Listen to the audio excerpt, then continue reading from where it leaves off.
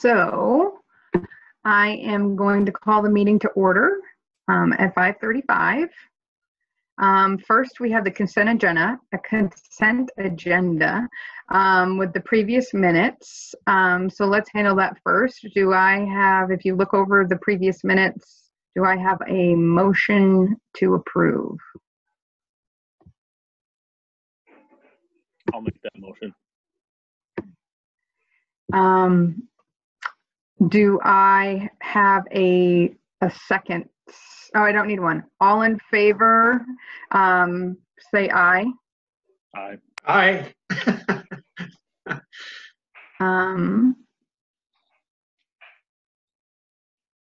So, wait. Morgan, do we have anybody that's not here by video? Currently, you don't have anybody who's on just by phone. Okay. So all the board members that are present are here on the video. Correct. It's you, Okay. Rick, Amy, and Kevin. Okay. So do you still want me to do roll? You're the chair. I'm going to go with it. So let's see. Next, we're going to do policies. Second reading, we have harassment of employees, substitute teacher. You see the list. Any feedback on those policies?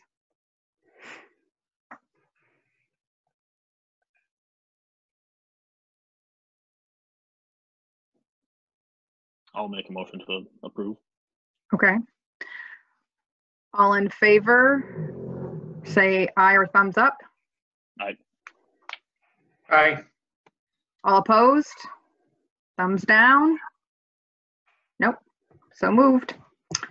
Okay, so next we have reports. What's that one in the agenda? What are the reports?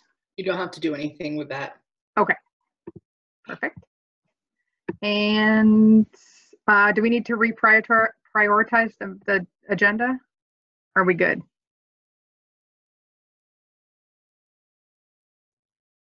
I don't have anything that I need to move. Need to shift? Okay. I'm tuning into that we have two different clerks taking notes. Both Jane and Amanda are on here taking notes. So typically we do Enosburg meetings, Amanda, Richford meetings, Jane. So I think we have a little confusing. Unless one of you is attending as a visitor, and I'm not aware. I was taking the notes tonight, but it's up to you.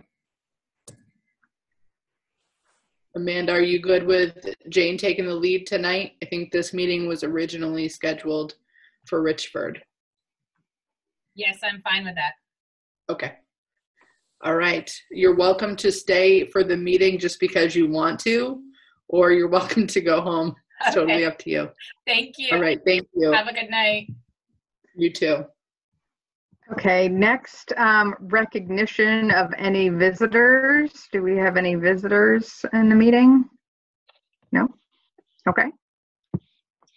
Oh, Lisa, You've got Lisa's Lisa here. Hango. Oh, sorry. Yeah. Hi, Lisa. I'm so used to be. I know. Yeah. Sometimes I'm a board member. No, I'm just visiting tonight. Hi, everybody. Nice to see you all. Thank you for letting me visit. Hi, Lisa. Sure.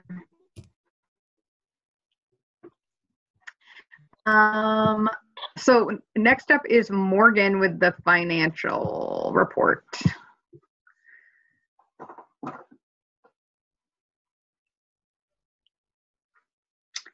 You're muted. How's that? Perfect. I don't have a lot for you tonight.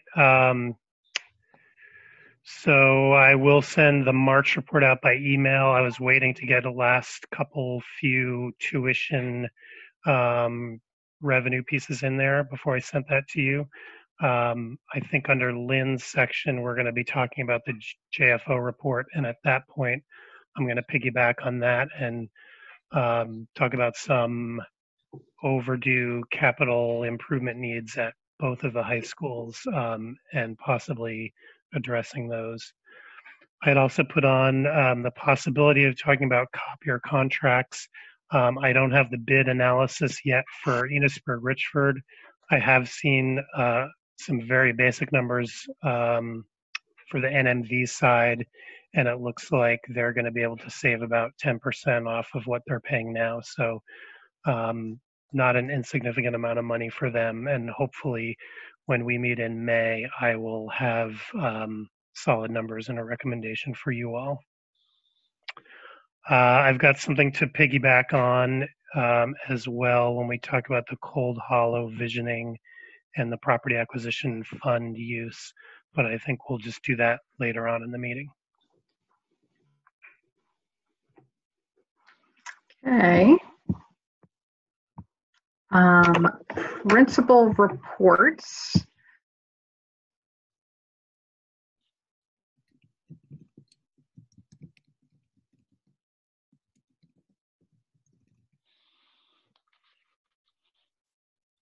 Polly frozen? She looks it, and I know I'm supposed to go first, so I'm not quite sure what to do. Mine is just informational. So Kevin, you are the vice chair. While Polly Okay. is frozen in animation land, maybe you want to ask the principals to give their reports? Okay, so Kelly just said hers was informational. Then next up is Beth. Mine is mostly informational. However, I did put in there that we're planning on doing fuel replacement or removing the fuel tanks from both the elementary school and the high school and converting them to propane. And it's quite a savings to do that. Not only are we saving on the fuel costs, but to just remove the fuel tanks in both schools, they've been there over 30 years and they're supposed to be taken out at 30 years. And I think they've both been like 32, 33 years. We have a bid for $80,000 for the two schools, and it would be about $80,000 just to replace the fuel tanks in one location. So Morgan thinks there's going to be money for us to proceed with that this spring. Hopefully we can do it this spring. Okay, thank you. Can I just ask that as the principals are giving their Hey, can you guys not scream? I'm on a meeting.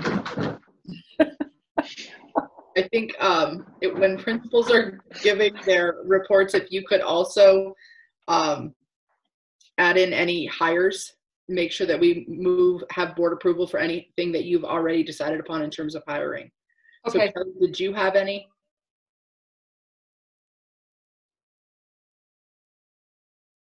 Did you ask me? Kelly. No, Kelly. Oh, Sorry, I missed that. Right, I'm trying to think. So we hired 2 teachers, but Lynn, I think that was before our last board meeting. okay. We were wrapping that up just before we went out, so maybe it wasn't. Gosh, it feels like so long ago. How about, just in case, how about you present the names so the board can approve? Or if you want to get... You're going to have to come back to me on that. Okay. How about Beth? So I put it in the board notes there. We have hired Jim Hubbard as our AD, and we hired Amber Ross in Katie Gesser's position, the 9th grade position. And we are still looking for the 1-year ELA, leave of absence.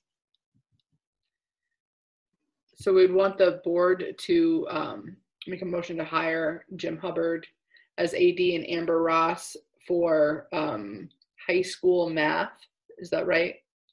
English, high school ELA. Okay. Can I get a motion? Can I make the motion? Yeah, I'll make a motion. Okay. So Rick has made a motion. Amy, do you approve? Yes, aye. Yep.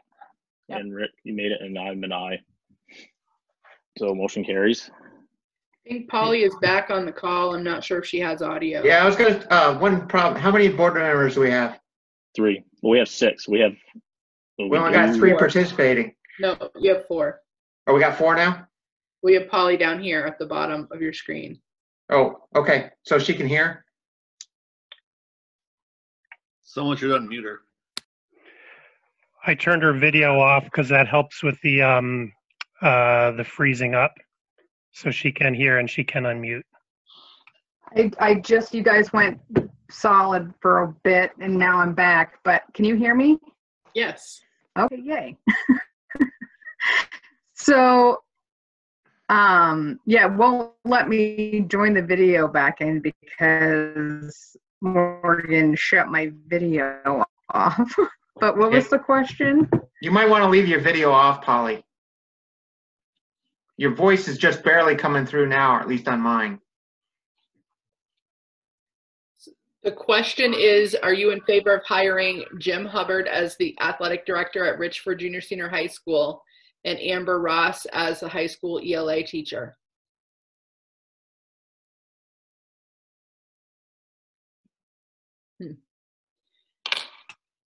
I think Polly should maybe call in on the landline option, Morgan. So Polly, if you can hear this, could you go back to that link in your email, because we're not going to be able to proceed without you. Right now we only have 3 voting board members without you. So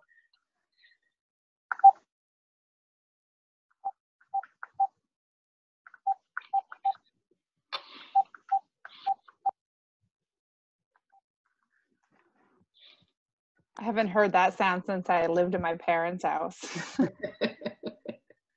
What? A real landline? Let's see. Oh, well, how about this for a sound? I don't know if you could hear that or not, but what is it? I can't quite show you. Hang on 1 minute. Is it a rotary phone, Rick? It's a rotary phone. Look at this baby. Oh boy. My kids didn't know how to use it. My kids didn't know what commercials were. They thought my parents' TV was broken when they were watching TV there one day, because the show went off and a commercial came on and they were like, the TV's broken.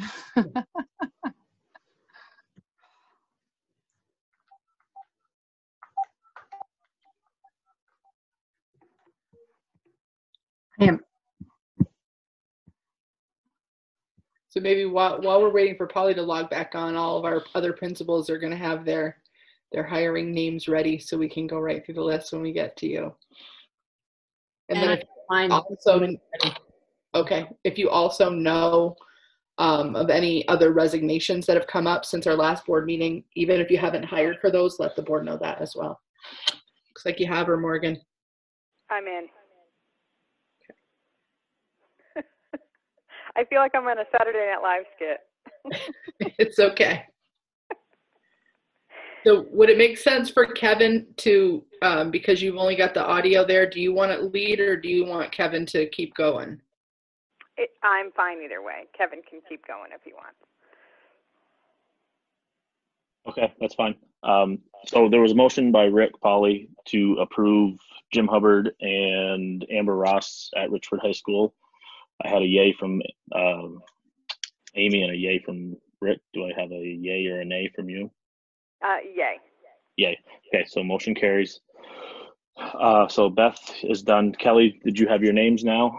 Yes. So I have 2 teachers that we've hired for classroom positions, Courtney Jones and Caroline Hassan.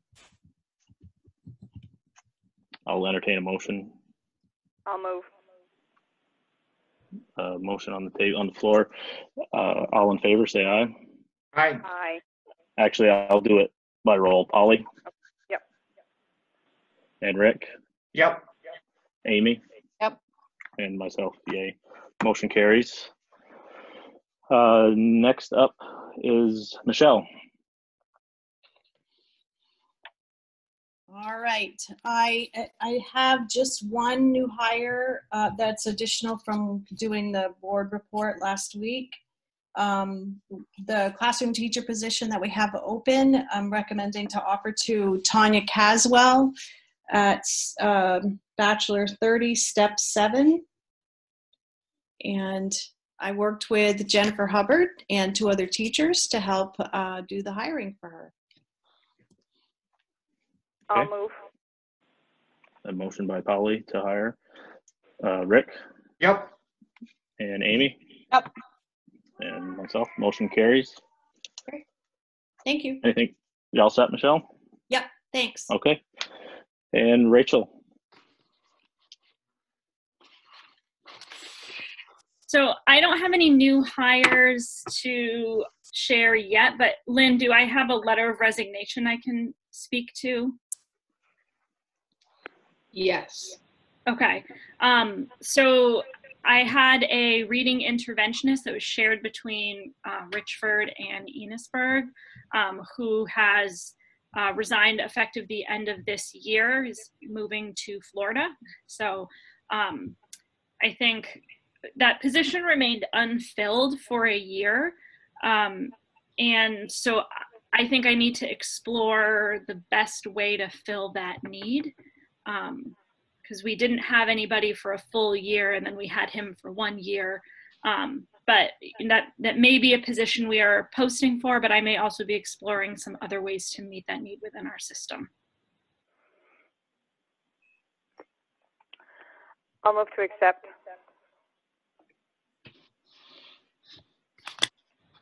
Okay. Do we need a motion to accept that? Resignation? I don't think you actually need that. I think it's just notification that he's resigned. Okay. And all set, Rachel? I'm all set. And Joseph?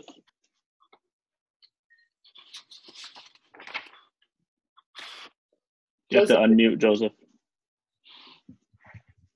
Okay. Can you hear me? Okay. I have 2 official resignations. One you knew was coming. Jessica Villeneuve, assistant principal, has resigned and taken another position as an administrator in another district. And Jason Hart, a math teacher and girls soccer coach, has also resigned and taken a position in another district. And then I have 2 new hires. One is Michelle Weed to fill the vacant guidance counselor position that also has an SAP component to it. And Melissa Davis is a special education case manager. She'll be working here at the high school, especially with behavioral challenge kids.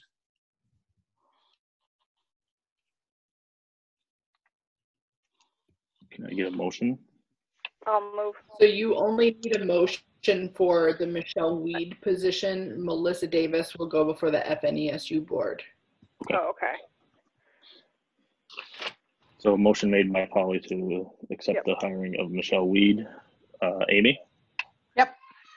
And Rick? Yep. And yes, for me, motion carries. All set, Joseph? Yes. Okay, thank you. And Nate, you're up. As far as no resignations, no hiring. However, I would like approval to advertise for an anticipated culinary arts instructor pending the fact that I get a grant that I don't know if I'm going to get. So it would be anticipated.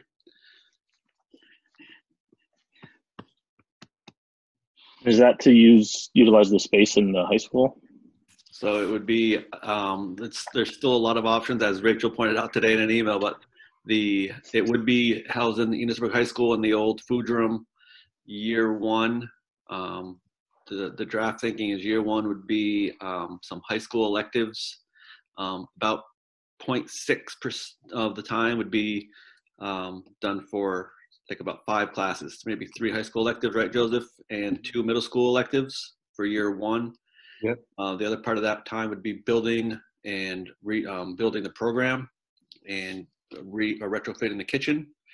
Year 2, it would turn into a culinary art, a CTE program. And again, I think the grant will pay for 3 years and the retrofit. It's a time grant, TIME grant through the state, and it's a 3-year grant. So pending I can get that, that would be the direction we would go. after year one. It would have to depend on what that would look like for electives. I think there could still be a pre-tech or an outreach to junior high, because I know Rachel needs electives. I also just talked to Beth, and there's potential for maybe your food teacher is not full-time. So there is some potential there to share potential staff down the road too. But with all this stuff going on, I don't know if that grant was supposed to come out April 1st, and I was ready to apply for it. It's not out yet, and my meeting with the AOE is on Thursday morning, so I'm hoping to know more then. But at this point, it's going to be just advertised as anticipated, because without that money, I can't do anything. Beth and Joseph and Nate and I are we've been emailing to try to coordinate a day we can meet to plan for the needs of that position and fill all of the gaps, and trying to share staff as much as possible. So we're hoping to do that during vacation week, when we might be able to work. Beth and I were saying we might be able to go back to working 40-hour weeks rather than 95-hour weeks. Never worked. Which will be a big relief. I never worked 40 hours. But it didn't seem so long because we weren't sitting in front of a computer all the time. I'll move to post for the anticipated position for culinary arts. Motion made by Polly. Amy? Yep.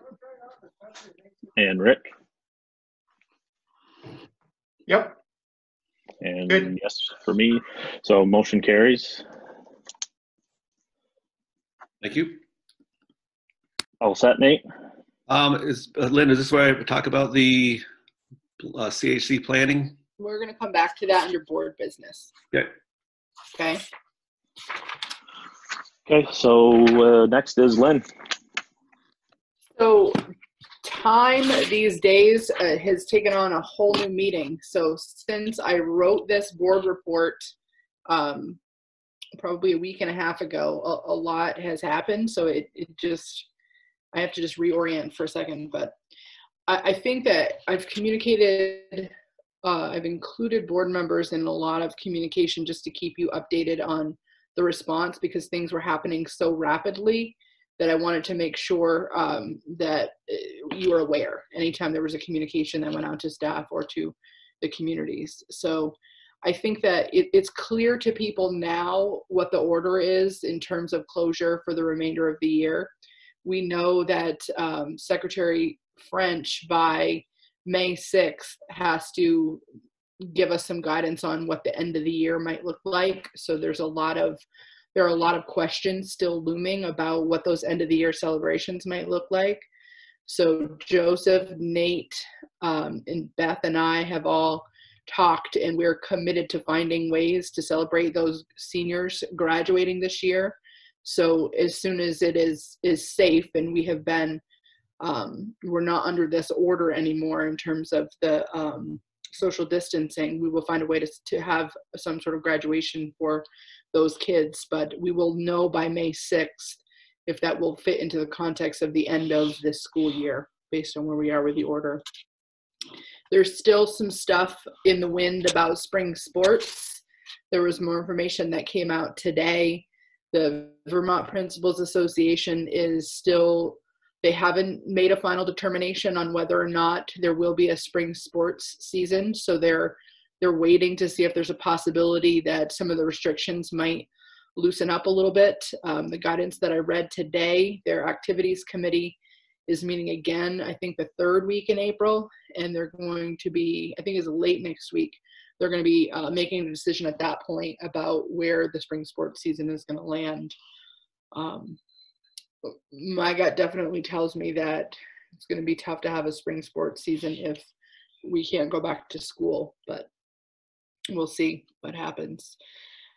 So I'm just going to talk a little bit about overall response. I just want to start by saying how incredibly proud I am of these administrators and all of the administrators we have within the supervisory union, the time and commitment that they have all put into responding to this and supporting their staff, turning our education system upside down on a dime with no warning, and no real training to be able to do this has been a pretty incredible effort.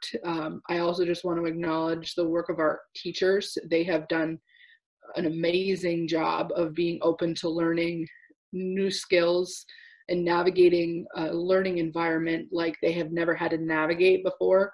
So one good thing that will come out of this in the end is it has forced us to all become incredibly savvy with technology and how we use it.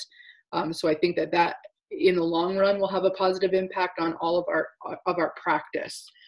I think that the other group of people that I want to acknowledge is our support staff and our kitchen staff and our food service director. We have one of our essential functions has been around providing meals to kids in the supervisory union, and we are now producing 15,000 meals a week, and they're being delivered. We're partnering with our bus company, and so those meals are being delivered by bus. We have our support staff who is coming in, and they're being incredible about helping to put those bags together and get everything organized and ready to go out on those routes. And they're also delivering the learning materials every Friday. So it's just been an incredible response, and the kitchen staff has been working around the clock to try to pull this together. Dawn Reed, I have probably never been so thankful to have a hire in place. When I've had this hire in place, I could not imagine having to have tried to navigate this without a food service director. What she's been having to manage has been a really heavy lift. So we're very appreciative of Dawn. So in terms of, and I know I said administrators, and in my mind I was including central office, but also the lift of our central office staff and just the willingness. I want people to hear this, like the willingness of all educators and all parts of our system to just be all hands on deck, no matter what, helping out has made this work possible in kind of an impossible situation. So many thanks to all of them. So we're in a time period, April 13th, yesterday, was a shifting point for us. So up until last Friday, we were in a maintenance of learning period. So the teachers were told no new instruction could happen, but they needed to provide learning opportunities to kids. So that's the mode that we had been functioning under for several weeks, the first several weeks of this process. None of those learning opportunities were mandatory for students as per our directive from the state. So now we've shifted into this continuation of learning period. So there is new instruction, new learning happening. We're definitely finding some barriers to this. We have done a lot of work around connectivity with kids. We started out having quite a substantial number of kids who didn't have access to the internet, and I think these principals have done a really amazing job of figuring out which families didn't have access, and they've helped a lot of families get hooked up to the internet through some of the free services that have been offered by some of the internet companies out there. They've done a really great job of that. So we have brought our numbers down as an organization. We have only about 7% of our students overall who are not connected to the internet. That being said, as Polly knows, she served as an example, not all internet is the same. So we have many kids and teachers and superintendents who struggle with the bandwidth that they do have access to. So we have multiple kids in some houses and parents in some houses all trying to work remotely. So our message to our staff has been that you need to make the expectations during this period reasonable and attainable, because what we do know is that our families are under tremendous pressure right now, financial pressure, emotional pressure. There are a lot of things happening, and they have not been trained to be educators, and we're asking them to do quite a lot during this time. So we're trying to keep our expectations reasonable. We're following the guidance from the state, and the long and short of it is we've just begun this process. So special ed services began this week for students in this continuation of learning period. That has presented a tricky situation for us because you typically provide your special ed instruction one-on-one or in small groups, and it's very challenging to do that remotely. That being said, our special educators are working hard. Our special ed administrators are also working hard to figure out ways to be able to do that. The trickiest part is serving that population of students without internet access and trying to find ways to provide services to them during this time, because we can't provide any of it in person. So the shift in special education has been, in some of those cases, about the special educators working to help train the parents to be able to provide some of those supports for kids. So we have some hard work ahead to navigate these last 10 or so weeks of the school year. What we know about special education is that at the end of this, each of our kids right now has a continuation of learning plan, a personalized plan for them. And we know that at the end of this, we're going to have IEP meetings for all of these students and determine whether or not there was regression as a result of this closure period. And just financially, we know that we are going to be responsible for compensatory services for many of our students in special education. So that's a cost we know up front that we'll have to provide in a lot of these circumstances. One of the other essential functions that we were asked early on in this response was to provide childcare for essential workers. One of the things that was tricky in doing this was that we already had functions that we had assigned most of our staff to. So I never asked the teachers to provide childcare because the teachers were so responsible for the teaching part of our function, and our support staff was attached to food service. When we were trying to work hard to open our own childcare site, I started out having around 24 volunteers who were willing to go in and help in a childcare site. And then there are these exemption categories. So if you have any of these, like if you're over 60 or you have any immune disorders, or you take care of anybody with an autoimmune disorder, in any of these assignments, people can tell us that they have one of those, and we can't force them to come in and be physically present. It was different for childcare. If you had one of those, you couldn't provide childcare. So with that being said, the number of volunteers that we had wasn't large enough. Once all of those categories were taken into consideration, we didn't have enough people to be able to start our own. So we still have Heather Moore, who's working as our coordinator for childcare, and she is partnering with the Child Development Division, and she is helping to find matches with local childcare providers in the area. So as of now, all of the childcare needs for the essential workers in our area are being met through local providers.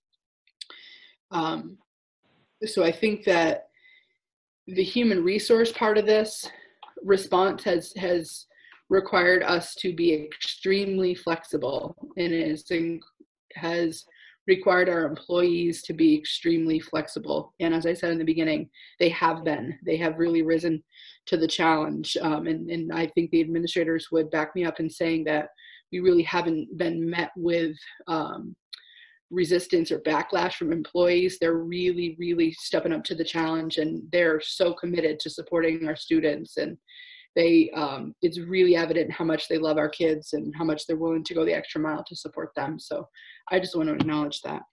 So I think there is a little bit of a misconception that because our cars aren't parked visibly in the school parking lots or at like our central office, I think there are just a handful, but a few people who believe we may all be on summer vacation.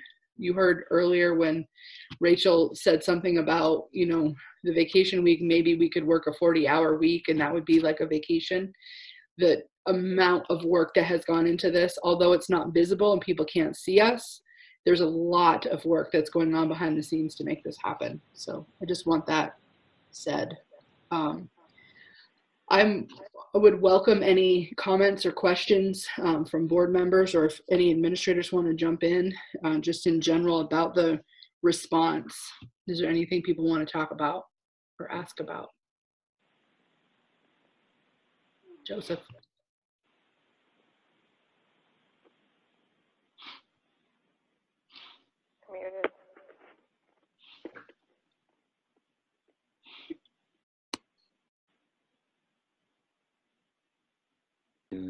There you go. Okay, good. Everything you're saying, Lynn, I totally 100% agree with. I also want to give a shout out to the leadership at Central Office, Superintendent Lynn and Jody and the whole team have been the guiding light here to get pedagogy moving. Yes, we're doing a lot of hard work here, but the communication that's been coming to us all through this whole episode from the very beginning has been amazing. And we couldn't have done that without Lynn and Jody and Michelle and Robin and Mary and that whole team. They're generating this stuff, and it's the guidance that we get from Central Office that on a regular, daily communication that helps guide this. And that's how it's benefiting everybody throughout the whole system. It's a trickle down effect. So a shout out to Central Office as well. Yes, it's all the things that you're saying then that we're doing, but it's also what you guys are doing too. Thank you. Any questions from board members? I would just want to chime in and agree. My staff has been incredible, both the support staff and the teaching staff, at trying new things and learning things new ways. And this, at the end of last week and one this week, we got 2 parent emails from some parents who said, I see what you were saying this whole time, and I'm really, really sorry. So sometimes it's some things like that you get a little like, yep, that was the truth the whole time. But parents really are being put in a really tough spot. And I think something we've heard, and I can't speak to it because I don't have my own children, but it sure sounds like it's a lot harder to teach your own kids than to have somebody else do it. So I think parents are also really stepping up and taking on some challenges that maybe are even bigger because it's their own children. So I appreciate all the parents as well. So true.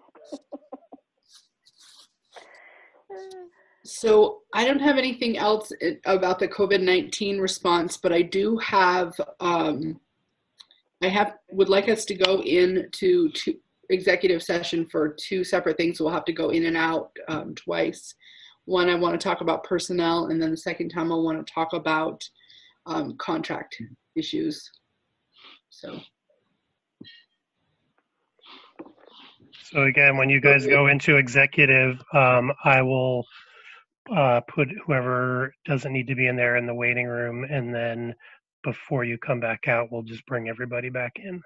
Before we do that, Morgan, I missed a note on my sheet, and this is connected to COVID-19, so we should probably talk about the JFO report before we move into executive. So do you want to start, or do you want me to start?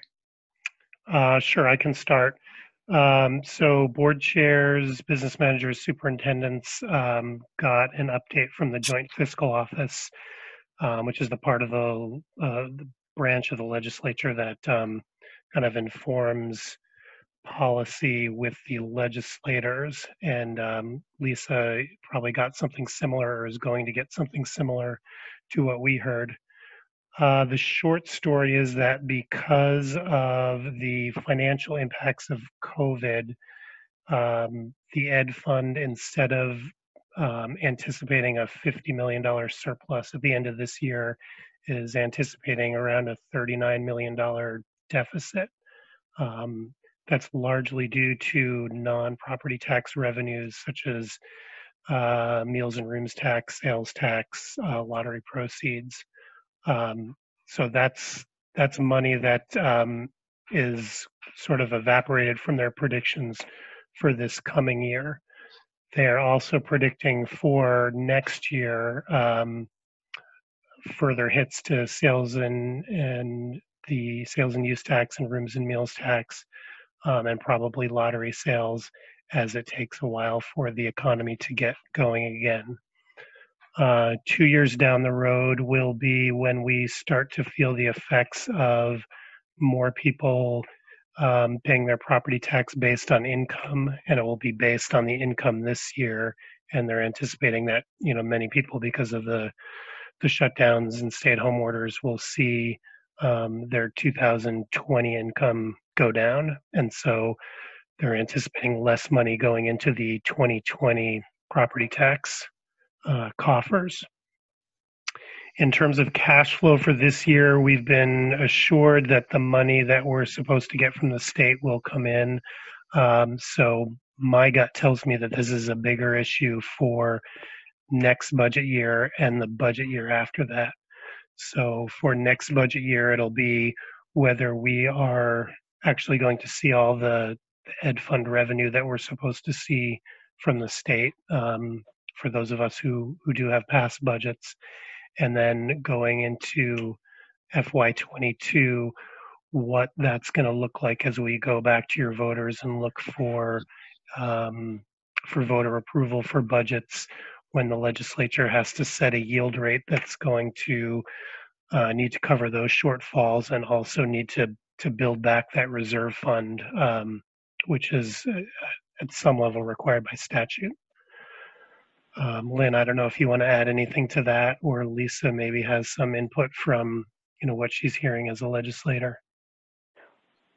Wasn't there something, this is Polly, wasn't there something along the lines too that the only money they could recoup from the feds would be about $30 million? Are you talking about the CARES Act money? Yes, exactly. So there is money that is expected to come back to us from the federal level in response to this COVID-19. The reality is that 90% of that money has to go to the LEA level, so it has to come directly back to the district. So there's some question about, is that money really going to stay at the district, or will there be some clawback of that money to cover some of this deficit? Is the most likely scenario in this. Yeah, the other issue around that is that the anticipation is that money is really to be used for expenses that we incur because of the COVID crisis. And the issue that the state is dealing with right now is more of one of not getting the revenue that they anticipated, rather than expenses going up. So, I mean, the moral of the story is that, you know, we have some tough financial times as a state ahead of us. I don't think that's a surprise to anybody on this call. And I think that we're going to be having some difficult conversations for many months and even potentially years to come as a result of this. Any questions on that?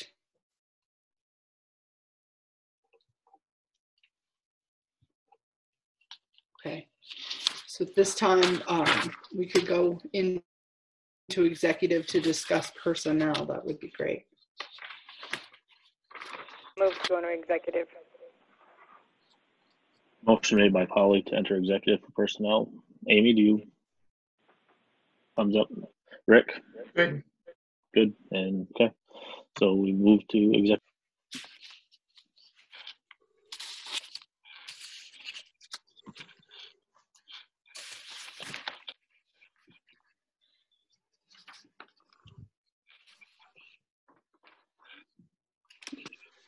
Should all be filtering back in.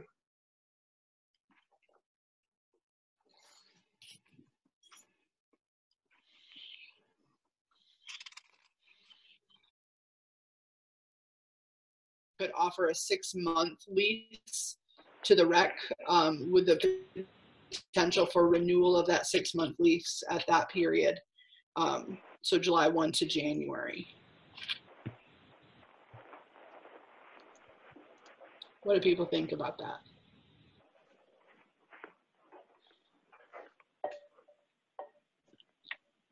What was that? If people are okay with that, Polly, maybe you could ask for a motion to offer a lease to the town's rec for 6 months. Okay. Do you have a motion to approve a 6-month lease for the Monteith House for the rec department? Make it. Okay, Rick made a motion. Polly, do you agree? Yes. Amy? Yep. Okay. Myself, yes. So all in favor, the motion passes for the Monteith House for a 6-month lease. And then next up is Property Acquisition Fund. So for those of you on that committee, I'm wondering if it makes more sense to give the overview of the Cold Hollow visioning before we get into the rest of it. Yes, no? Head shakes are fine. Nate, what do you think? Yeah, if they want to kind of get a sense of what we're thinking, or if Morgan wants to talk a little bit about as far as property acquisition, it is the parent house that's adjacent to Cold Hollow and opposite Monteith House.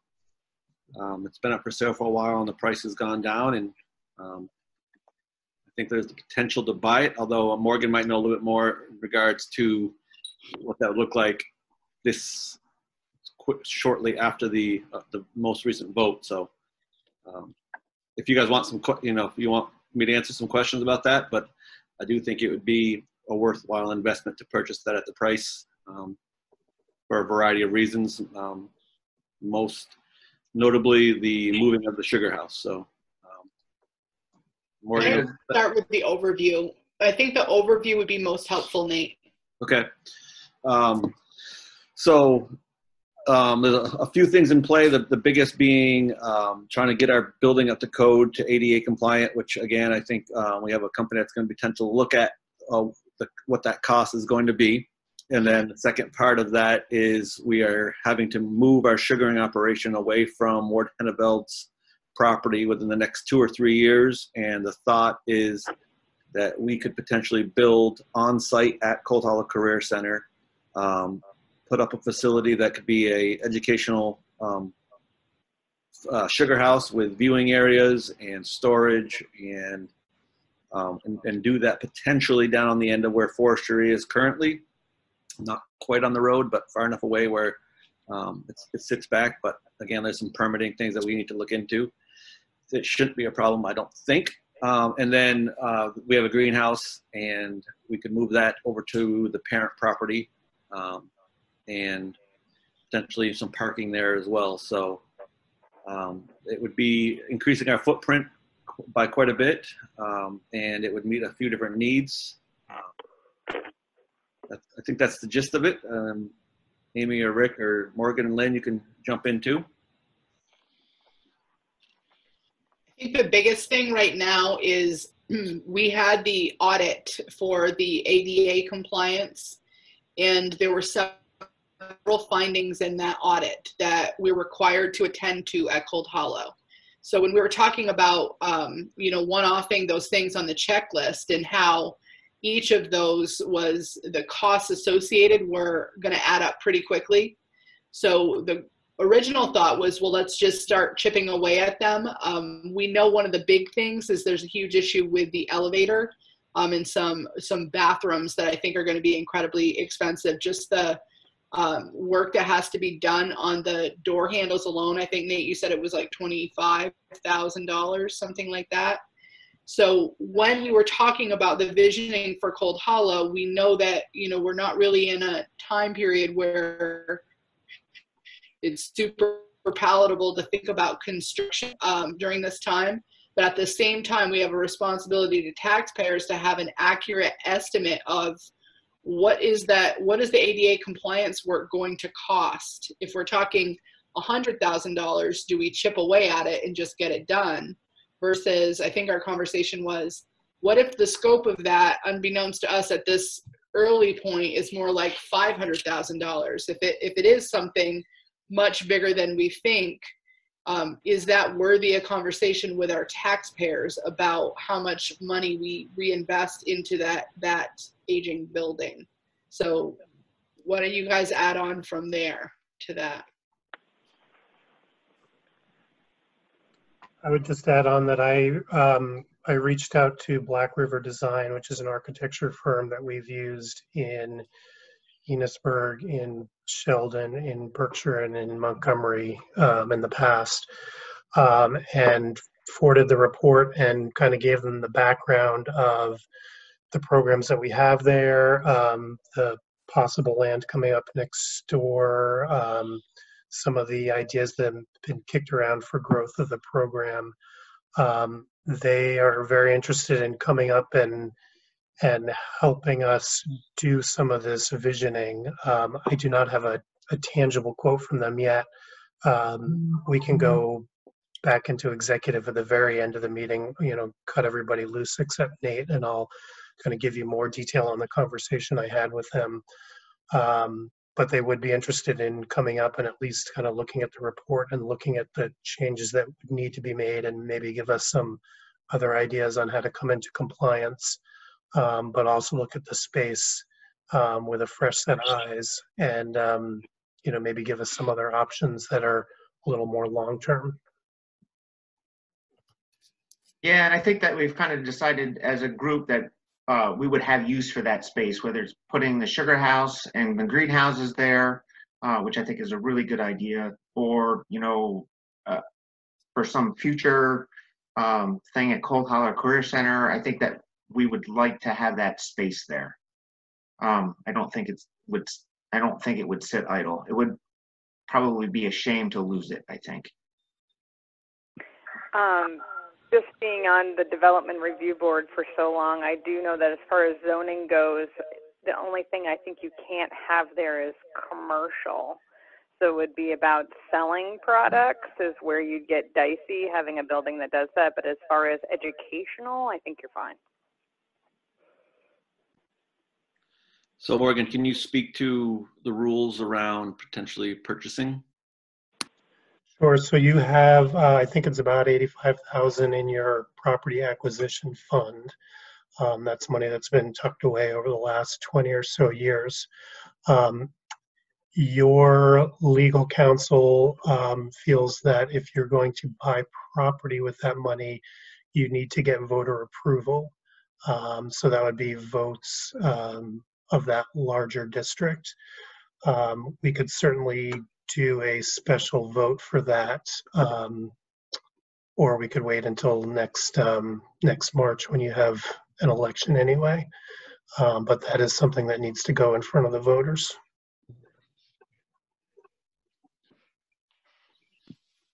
And my only fear of waiting is that someone could come in and buy it for $60,000 and not be good neighbors. So I don't know what direction what avenues we can pursue. What's the cost of a special election? Yeah, I think it's quite a lot, actually. I don't know for sure, but I think it's actually cost some money, I think. Yeah.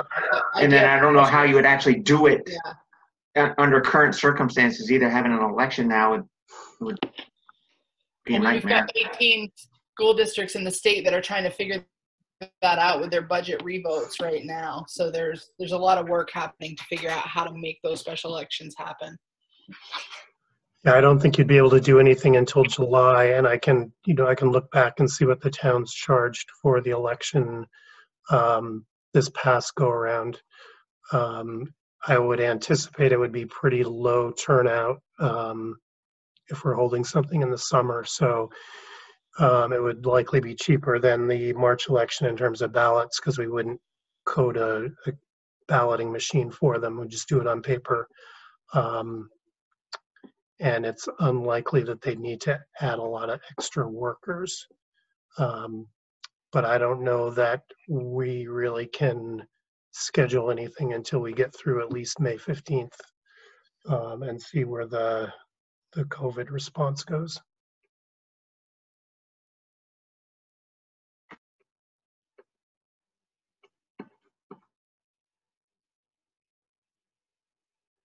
So that being said, do you want to, I don't think you have another alternative if you need your public to vote on use of the funds for purchasing the property.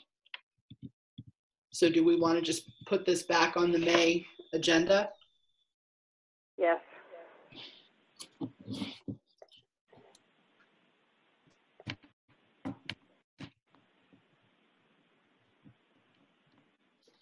Anything else associated with the Cold Hollow visioning, Nate? I don't think so. I think until we get the quote from information from Black River and what that's ultimately going to be, I don't think we can really make any more decisions. Morgan, did they give you a timeline? Yeah, they're going to get a quote within a week, and I can again, I'm happy to go into executive for contract negotiation and just kind of give the board an idea of where I think that's going to go. And I don't think we need to keep anybody other than Nate for that.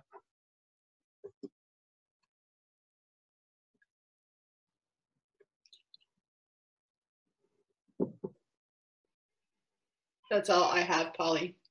Okay. Kevin, where are we at? Yeah, I was talking, but I was on mute, so I was asking Lynn if we. So we covered C, D, and E, or the property acquisition fund, ADA report, and then okay. So do we have any other? Rick, Amy, Polly? I can't think of any. Any future agenda items?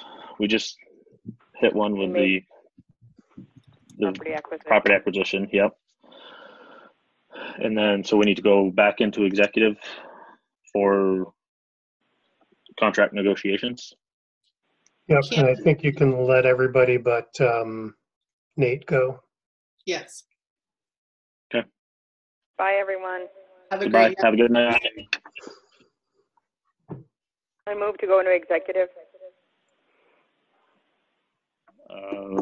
Motion made by Polly to enter executive. Rick? Yep, good. Amy? Motion carries. We will enter executive session. Motion on the floor to exit executives. Rick? Yep. Amy? Yep. Okay, we exit executive session with no motions pending. And I would entertain a motion to adjourn. Make that motion. Motion made by Amy to adjourn. Rick? Yep. Polly? Yep. And meeting is adjourned at 8:17. Thank you all.